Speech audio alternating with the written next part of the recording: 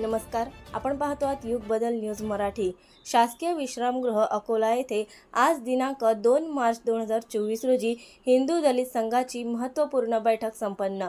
या बैठकीला आकाश सावते, गुड्डू रणजिलकर, दीपक जिरात्रे, प्रेम जयशिकर, राज माधवे, योगेश पितळे, अमित मोरे, संतोष डोके, सुखदेव पारडे, सतपाल सिंह एललकार, भागवत पवार यांची हिंदू दलित संघाच्या बैठकीला उपस्थिती होती। या बैठकी संदर्भात संजय भाऊ धनाडे यांनी युग बदल न्यूज मराठीला दिल्या प्रतिक्रिया। गेल्या स्वातंत्र्यपूर्व काळात हिंदू समाजाला आक्रंतापासून वाचवणाऱ्या हिंदू दलितांनी जे योगदान केले त्या योगदानाच्या दृष्टिकोनातून आजही हिंदू दलित वंचित आहे। सरकार हिंदूची आहे, सनातन धर्माची सरकार आहे।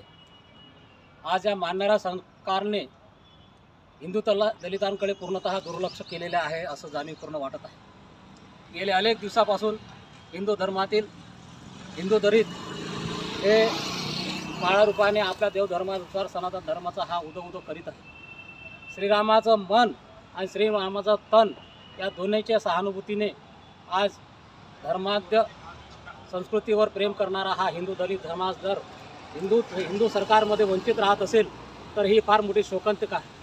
आजही हिंदू दलितांचे मुलं अशिक्षित आहेत, त्यांना शिक्षा नाही, हिंदू दलितांना राहण्याची व्यवस्थित जागा नाही, त्यांना मूलभूत सुविधा नाही। या सर्व गोष्टीपासून जर हिंदू दलितांना परावृत्त करायचं असेल तर हिंदू दलितांकडे हिंदू धर्मातील संरक्षकांनी तसेच हिंदू धर्माच्या पक्षकारांनी याकडे विशेषतः लक्ष दिलं पाहिजे। आजही हिंदू समाज हा जर हिंदू दलितांवर अन्याय अत्याचार आणि या दृष्टिकोनातून दुर्लक्ष करत असेल तर ही शोकांतिका आहे। ती शोकांतिका दूर करण्याकरता आजही राजकारण्यांनी नकली लोकांपासून सावध राहिलं पाहिजे। नकली हिंदू दलित जे या राजकारणात प्रवेश करीत आहे त्यांना दूर ठेवलं पाहिजे आणि जे वर्षानुवर्ष काळ रूपाने रामाला मानणारा जो हिंदू दलित समाज आहे त्यांना या सर्व गोष्टीत आवर्जून आमंत्रित केलं पाहिजे व त्यांना या प्रभावात वाहून घेतलं पाहिजे अशा आजच्या या बैठकीमध्ये ठरले आहेत। आजच्या बैठकीमध्ये सर्व समाजातील हिंदू दलित समाजातील लोक अनेक युवक युवती उपस्थित आहेत।